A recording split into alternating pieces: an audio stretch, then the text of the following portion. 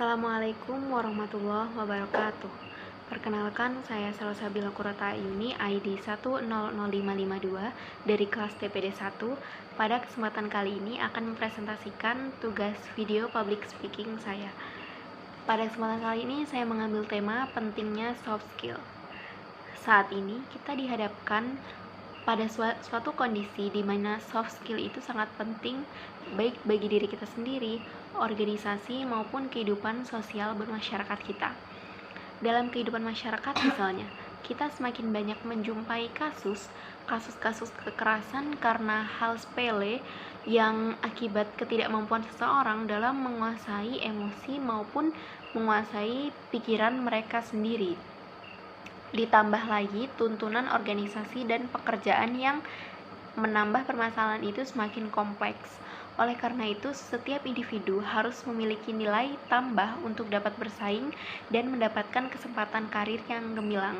Nah, dari uraian di atas itu, intinya poin yang bisa kita ambil bahwa sumber daya manusia yang unggul itu tidak hanya mereka yang bisa mengandalkan hard skill dalam kehidupan sehari-hari mereka, tetapi mereka juga yang mumpuni dalam soft skill mereka.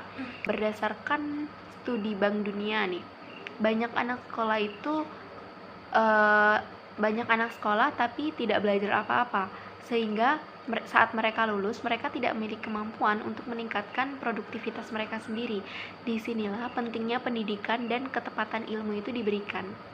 Nah, apa sih contoh-contoh soft skill yang bisa kita tanamkan dan bisa kita tingkatkan di diri kita sendiri? Di sini saya akan membahas beberapa ya. Yang pertama itu komunikasi. Komunikasi di sini maksudnya bagaimana cara kita menyampaikan sebuah informasi yang benar kepada seseorang, bagaimana cara kita menyampaikan sebuah komunikasi yang tepat kepada audiens kita. Nah, tentunya kemampuan ini membutuhkan latihan atau tidak spontan gitu dalam penyampaiannya.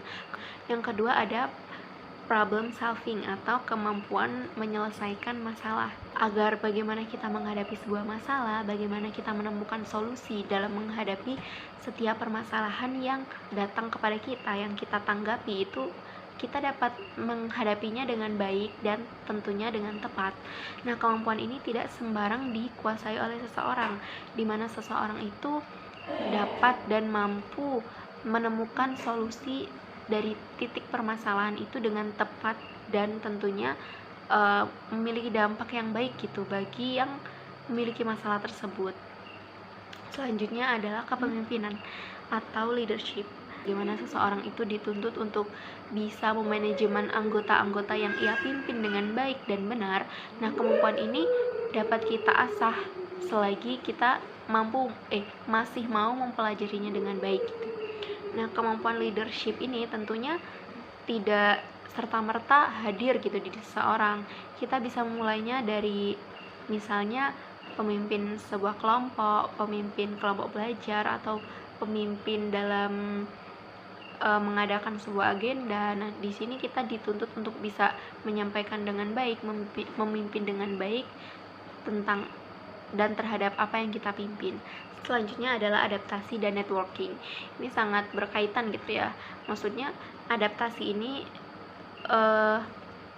bagaimana kita itu bisa beradaptasi dengan baik dan mengenal seseorang dengan mudah dengan lingkungan baru tentunya.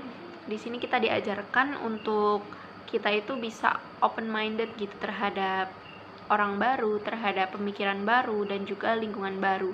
Dari adaptasi yang baik ini tentunya kita bisa mendapatkan networking atau jaringan yang luas dan bermanfaat bagi kita sendiri. Nah, banyak kok contoh-contoh soft skill yang lain yang bisa kita tanamkan dan kita kembangkan di diri kita sendiri. Misalnya nih, kemampuan beretika kita, mampu bekerja di bawah tekanan, dan positive thinking dan selalu percaya diri. Keahlian-keahlian ini menunjukkan bagaimana seseorang dapat berinteraksi dan bersosialisasi dengan baik terhadap orang lain dan orang baru di sekitar kita.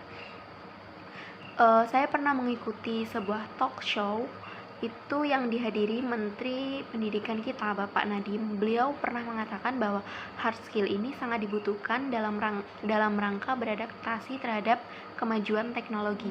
Sedangkan soft skill untuk kemampuan kreativitas kita, kemampuan bernalar kritis, dan problem solving dari sebuah permasalahan itu.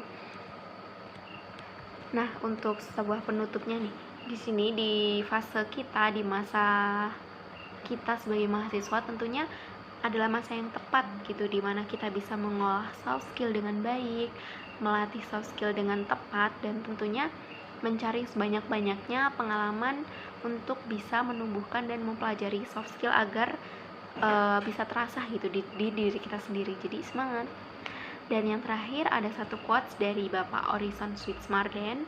Beliau pernah mengatakan bahwa jangan menunggu peluang luar biasa, tangkap peluang biasa dan jadikan luar biasa. Orang lemah menunggu peluang, orang kuat menciptakan peluang. Sekian dari saya. Apabila ada salah kata, saya Salsabila Kurotayuni mohon maaf. Kepada Allah saya mohon ampun. Wassalamualaikum warahmatullahi wabarakatuh.